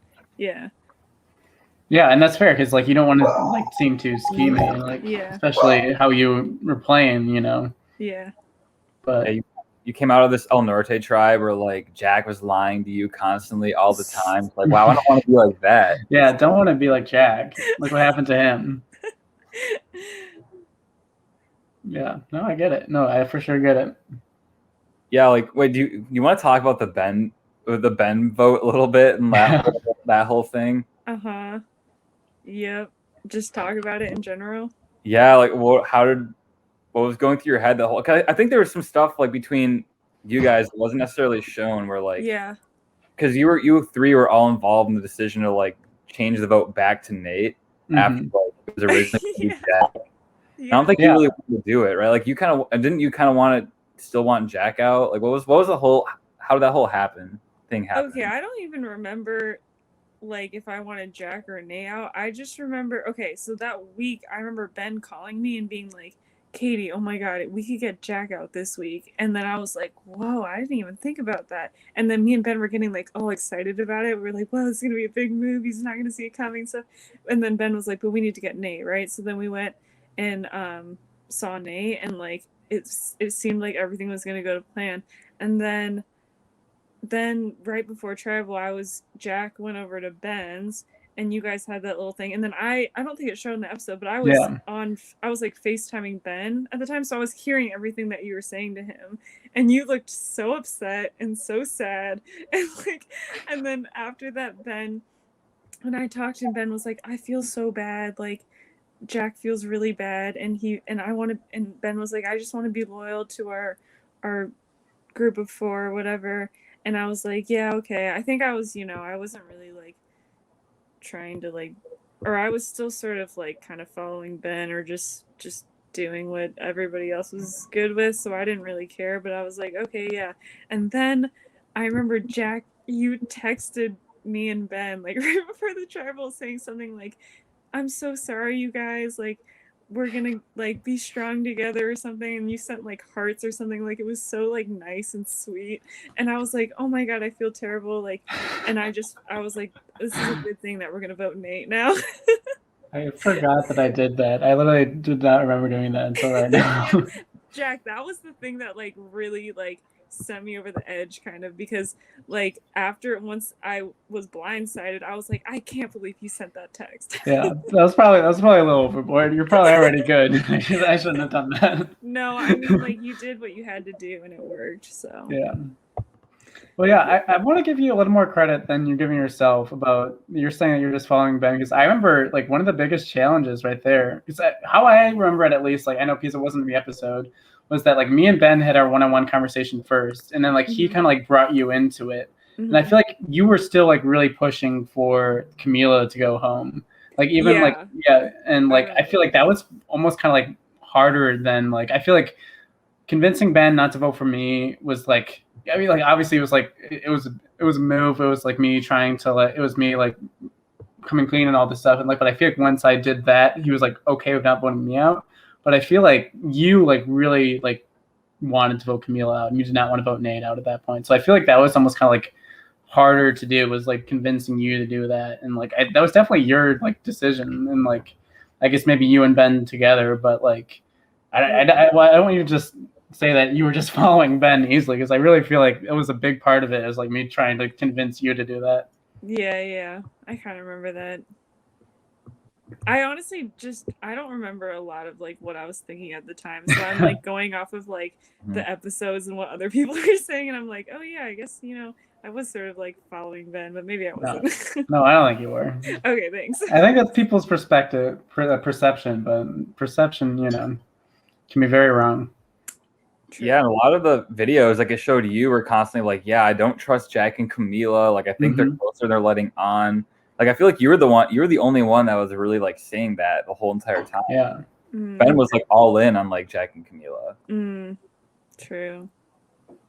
I was really scared of Camila. I remember that. I was like, oh my god, this girl is like so like everyone loves her. Like she is like gonna be invincible. And I was like, we need to get her out. Yeah, I feel like that's kind of like almost like an underrated little feud or like little battle, is like you versus Camila in the pre-merge, and you came out on top. Yeah, I guess so. Yeah.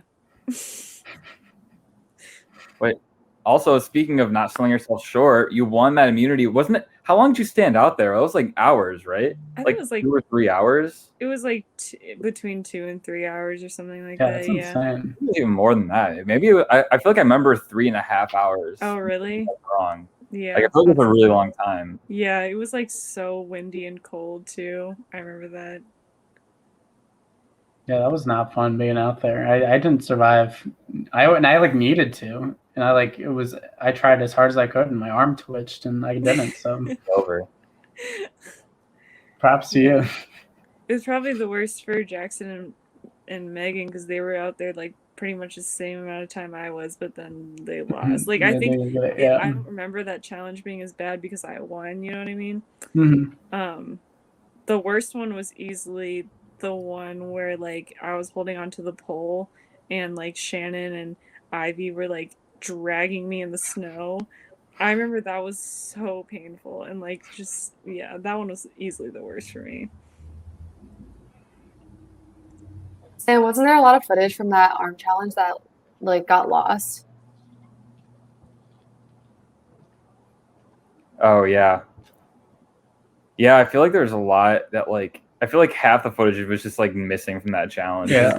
Like you don't even see like most of the people even drop like but it did show like the shit show with all the producers where like Cooper wasn't there and then like George left and then like most of the other people left. Like at the end, like Akshay is like giving you the necklace. And Oh yeah, wait. Did Akshay stepped in as host for a little bit? We have to give a shout out to Akshay. Shout out to Akshay. Shout out to Akshay. Yeah, how does it feel to be the only person that's ever gotten immunity from Akshay? Very cool. I remember that like distinctly. I remember he was like really struggling to put the necklace on me too. So I was like, wow, this is a moment. That's funny.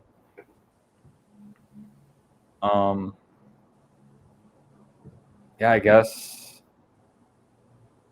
Oh, all right. Yeah, actually, here's something I'm interested in. Like, so you started the season, you had like these returnees, but they're people that like you don't know because like nothing had aired yet. Mm-hmm. Like now you've seen the season, so you know like what the returnees are like. Like, what is it like? Like, how's your impression of them change from like you play with them, didn't know who they were, and then you like watch them, and now you like have seen this whole different aspect of them. Yeah. Well, with Ben, I remember watching season 3 and then seeing like, well, okay, so when we met Ben on our season, he like told us the thing that he did on his season. Ben Bomb. And yeah, and I think I didn't understand. Maybe he might have left out some of the things that made him look worse, you know? And so I was like, oh, that's not like I was like, I remember thinking like, oh, I understand why he did that. Like, it's not that bad. He's exposing bad behavior or something like that. I didn't realize, and then watching back, I didn't realize that he was also like part of it, you know? And then I didn't realize he like deleted his texts or whatnot. And I remember thinking like, oh, that's fucked up or something like that. And then, but yeah, when I didn't think much of it at all, I think he downplayed it a little bit when I met him. So it was like, oh, that happened in the past, whatever. Like, I just didn't think about it. And then with Jack, obviously I didn't know anything. And I remember Jack, you and me, like, just didn't meet up as much for some reason. Like, we kind of just had an alliance through Camila and Ben. But, like, me and you didn't have, like, really strong, like, connection or something because we just didn't, like, meet up as much. But then after the Ben thing, I was like, whoa, Jack's a player. And then now watching your season 2, it all makes sense. I'm like, I have a good picture of like your signature game. And then Matt was the same on his season as he was on ours, I feel like. And then Aliza, after watching her season, I was like, oh my god, wow, she's a great player. It's crazy we got her out with an idol too. So yeah, you got her out. Kinda. Well, the thing is, like, Aliza, you went to Aliza and Matthew, and they're like, you guys should vote with me, Jackson and Dale. Like, they know about your alliance, and they're like, oh, we'll get back to you, and like, you didn't wait for them. Like, I feel like you really did like have a lot of. I mean, obviously Jackson and Dale were like kind of like the swing votes, but I feel like you really were the one that like pushed for something to happen that week. Yeah, no, I definitely don't. I think if I didn't do anything, I would have been out because they wouldn't have like needed to think about anything. But I remember also like going into that week, the person I trusted the most was Matt, so I was like really ready to work with him and Elisa. I thought that was my only option. I didn't think a Dale Jackson thing would happen. I didn't even know that Dale and Jackson were like close either, so it didn't make sense in my head that that would be something that would happen.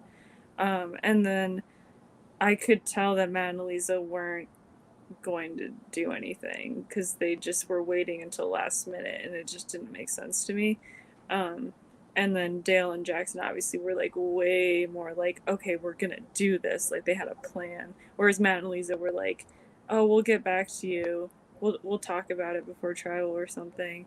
And so yeah, so that's how that happened. Yeah, I feel like I wish I played the week I got voted out more like you played that week, because like I feel like it was kind of a very similar situation where Matthew was like, "Oh yeah, we'll see about the numbers. I mean, I'll talk to them. We'll see what happens. You know, I think we can probably say blah blah blah." But like I feel like you saw that, you took that and you're like, "All right, I'm not going to wait for him. I'm going to go try to make this other stuff happen." And like you know, and they're going to like realize that, you know, to actually do something. And I feel like I was much more complacent after I made kind of my more like, I made a lot of like first round pitches. I feel like I should have followed up when I should have like realized that wasn't working, you know. Yeah. Like I feel like you did a lot better. Yeah. Well, you were in a tough position.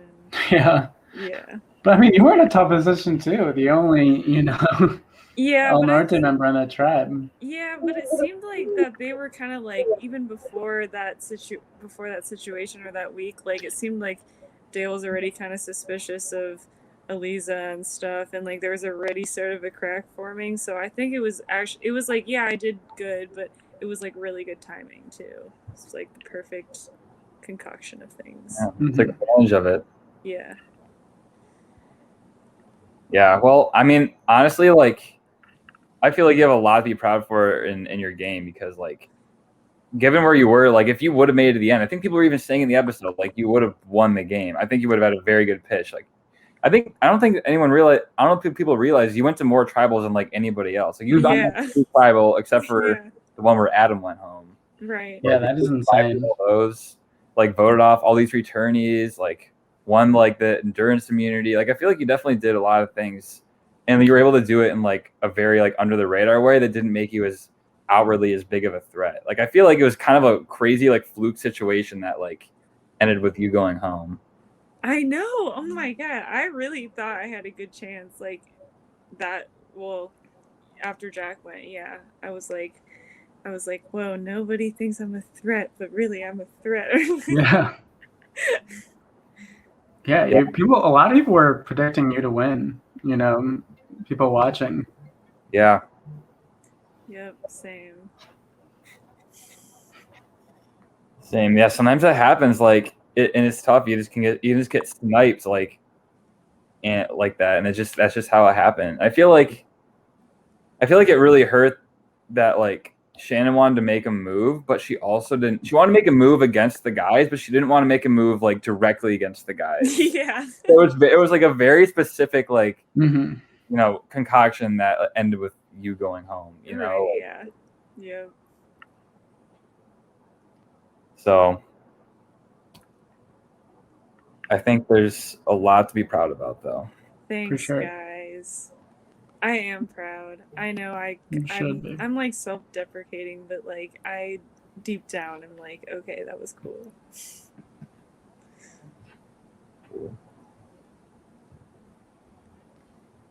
Any other overall thoughts about the season? About playing Survivor Michigan? I feel like after, oh no, maybe I shouldn't say this, but I was gonna say, I feel like after watching, I always wanted to be on the actual Survivor show. Like, I always thought I was like, oh, I'd be so good at it and stuff. But then after watching Survivor Michigan, I'm like, wow, I was really trusting of pretty much everybody at some point. And I think I didn't have a very good idea of who was close with who. And, well, I don't know. Maybe I could take what I didn't do well and learn and then do better I don't know, in another Survivor game if I ever am in this another Survivor game, which is a low chance. But yeah, I remember just thinking like, oh, okay, this isn't really like, I don't know if I'd be very good at this again. What? I think That's my you takeaway. would. I think you would. Because you never know. And with different people, too, it's always different. Yeah, that's true. That's true. Yeah, and not many people who play on CBS Survivor have the luxury of playing for like 60 days or whatever. Yeah, that's however true. long it lasts. I don't know the exact day count, but yeah. Yeah, it's crazy that we are like in it for so much longer Yeah. than like they are. But I guess they're also like starving to death. Mm-hmm. So. And it's literally all they do. Like we have this like school thing we're supposed to be doing. Yeah, true. Yeah. Yeah, like the East class that you and Camila were in together. Yeah. Oh my God. I failed that class because of Survivor, and it made my senior year so much harder because that class was 4 credits, and I like needed every single one of those credits to like graduate, and like Survivor Michigan made my next year of school so difficult, but like so worth it. I'm like so happy I played though. Like it's because I feel like I didn't do that much in college. Like I remember like graduating and feeling like, oh, I didn't really like take advantage of opportunities and stuff. But like the one thing that I know I did and like put a lot into was like Survivor Michigan. So that's like a cool thing. That's so cute. I love that. Thanks. Sorry, I was just gonna add in one little like anecdote. Do you remember like half an hour before you voted me out, me helping you with your EECS project? Oh my God, Jack, I felt so bad about that because I was like asking you all these questions, and clearly you were not like in the right headspace to be like doing EECS. You were like trying to save yourself and like just like feeling terrible. And I remember like you left, and I was like, oh my God, why did I ask him so many dumb EECS questions? Gosh. But yeah. You were just so comfortable doing your homework, just your coding. Right? You knew how tribal was gonna go. Gosh, good times. Yeah, I'm sorry about that, Jack. I'm sorry. I wish I could have helped you more. Like if you failed the class. No, I mean about you going home. Like I made you sound so scary to Toki Doki people. Yeah, you played well over there. Yeah. Thanks. Yeah. No, yeah, I'm not. Even though I said, F you or whatever in the thing, I definitely am not. I think I was just very mad in that situation, right, yeah, but like, I feel like even the next day, I'm like, all right, like I don't really care. I'm like, obviously I care, but I'm like, I don't hate anybody for doing that. Yeah. I didn't hate anybody either when I got voted off, but I was like distraught for like a week. Yeah, you definitely seemed like you were in shock in that like post tribal video. Yeah, I was big time. And then Jack actually took me to McDonald's after, which was like really nice. And you talked to me about stuff, and like, I remember that. Yeah, that was actually like great. That was really nice. I remember being like, wow, that made me feel so much better. Mm-hmm. Well, welcome to Ponderosa. Yeah. Right, exactly. Yeah. Who needs like Ponderosa in an island in an island beach house when you can just go to McDonald's instead? Yeah. That's so great. Yeah, it's really fun making jury and be able to just talk about just actually being completely open and spilling all the tea. Yeah, I remember jury being like really nice too. Mm-hmm. King and queen of the jury right here. Yeah. First 2 people. It's an honor. All right. Well, unless you have anything else, I think that's all the questions we have, Katie. Okay. Well, thanks for having me, you guys. It was cool talking to you. Yeah, thanks for coming on. Good luck with everything. I know it's like a tough time right now, but like it'll definitely be better. Like it happened for a reason. You'll be fine. I totally feel you. Yeah. Thanks, guys. Yeah, great to talk to you again, Katie. You too. Bye. Bye. It was so much fun talking with Katie again. God. Yes, she's just honestly so humble. Like talk about not having an ego. We can all learn from her. Yeah, I could definitely learn from Yeah. Katie, Survivor legend. She is great. So, shall we eulogize Katie? Yes. Katie.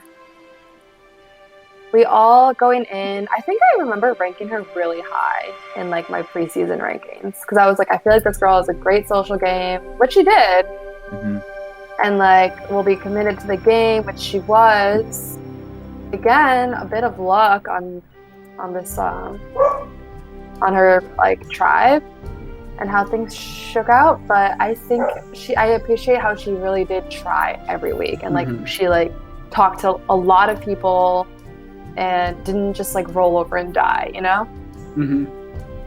Yeah, I mean, like she kind of made the Elisa vote out happen, you know? Like if it weren't for her and like she played that week so well. Like obviously there's a part of it was Jalen Jackson wanting to make a move, but like I feel like she played it so well about like not realizing that Matthew and Elisa weren't going to work with her and going to them instead, and just like staying open and just like really like not like you said, laying down and dying. Like and I don't know, and she just has like such like a genuine quality to her that's kind of hard to find when playing Survivor sometimes. Like I mentioned that earlier, but yeah, I feel like she was just such a like positive presence on the show.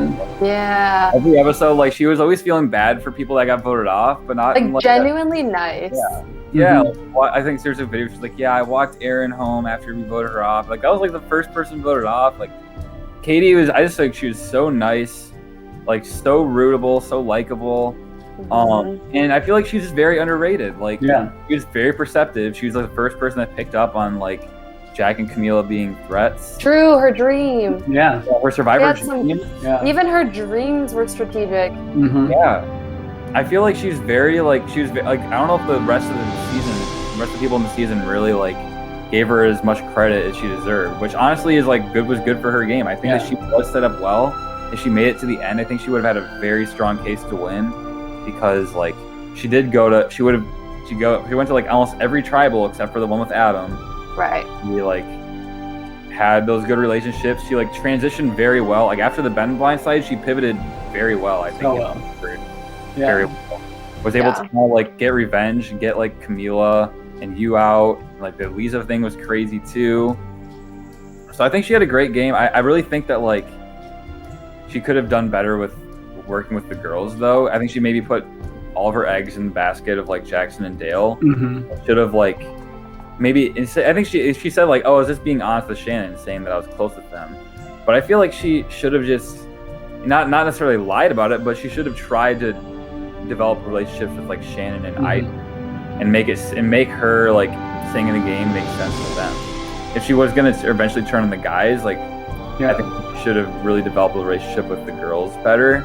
I think that would have helped her out. I really think that was her downfall. Was just like she didn't have relationships with like.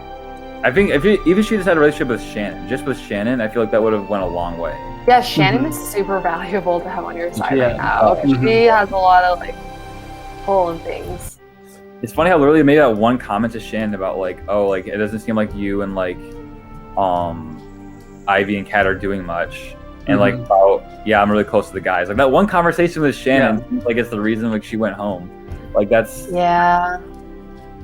tough. Really, and just like, she says she doesn't want to lie, but you can like say that better without lying. You can say like, I feel like I have something going with them, but like honestly, I'm kind of like a little scared of them. Like I want to make something work with you. Like something like that. Like she very much had like a game where she's playing on. You're on mute, Sarah. You're talking to us.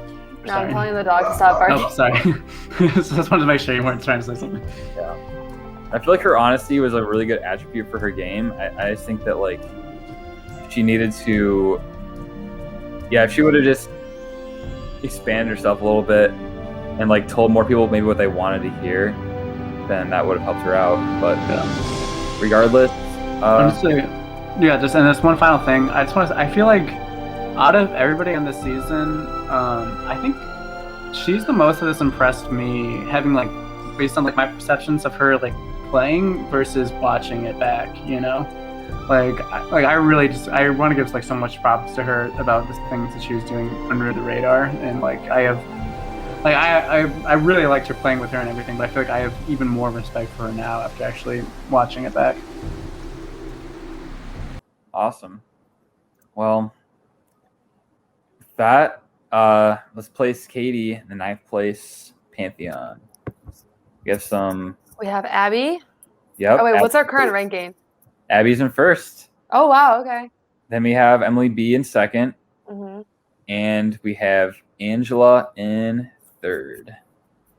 Okay. Can I be completely honest? What? I can't remember the difference between Kara and Angela. Okay, yeah, to be honest, well, I think Angela was definitely better. Angela was definitely better than Kara. I honestly just can't remember which one but- it's terrible.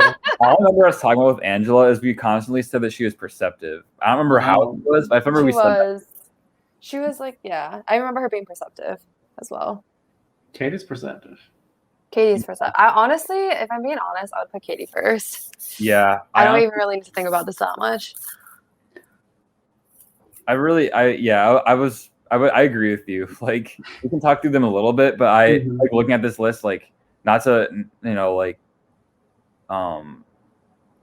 bash any of their games, but I just think that like Katie was. I just think Katie was like is just another level. I think she was very, very good. I agree. Yeah. And looking at, I feel like Abby. I think Abby definitely played really well and was able to make some good like relationships with like you, Sam, and and like she was definitely like a big part of Ohana, but just like even just in complete isolation, the week that she was able to get Eliza out, like her gameplay in that week alone is better than any of these 3 people did. Not to hate on any of them, they all played really great, solid games. To get to 9th place, have to be doing something right. But I just feel like Katie definitely has the best resume, and I feel like best 100-game simulation run. I totally agree. Like I think that the rest of them are a little bit more like passive in their alliances or in their tribes, and like Katie didn't have the option to be passive because she was blindsided and then like put in the minority and had to like work to like stay in the game. I think that I saw any of them pull off moves that way. So Katie in first. It'd be interesting what would have happened if the Breakfast Club alliance ended up just kind of, if that was like the dominant alliance, like would she end up playing a similar game, or like I feel like she is too smart of a person to just want to go with that for too long. I feel like she still would have made a move or done something, but she was she was honestly considering pulling a move like to not vote off Tom. Like even that early, like she definitely was going to turn on you and Camila eventually. Yeah. She was. So I think she definitely got the opportunity, and she did. And like I feel like even if she didn't get that opportunity that early, like I still feel like she would have pulled that trigger. So number one, Katie the Dreamer. Wow. Number 1, Katie. 2, Abby. 3, Emily B. And 4 is Angela. And wow. 2 episodes. Wow. Yeah. Crank them out. We're at the final 8. I That's heard insane. The 8th place. Shut up. Got some great players. Yeah, that'll be fun ranking next time. It's true. Some great players like Akshay and Eliza, and then I heard the other person kind of sucks. But, yeah. 8th place is stacked. It is. That 8th place is super stacked. Everything from here out is kind of stacked. That's true. There's some good stuff coming up. Well, go snack on some, oatmeal raisins, some blue corn, whatever. Pick your fighter. Honestly, pick your fighter. Nobody's gonna pick mine. I'm just gonna get it. Yours is gonna get the most picks. Come on. Yeah. Nah, salt and vinegar almonds. You guys should try them. That's all I gotta say. All right. Post hashtag KYTL your favorite snack to munch on while watching Sour Michigan. Yes.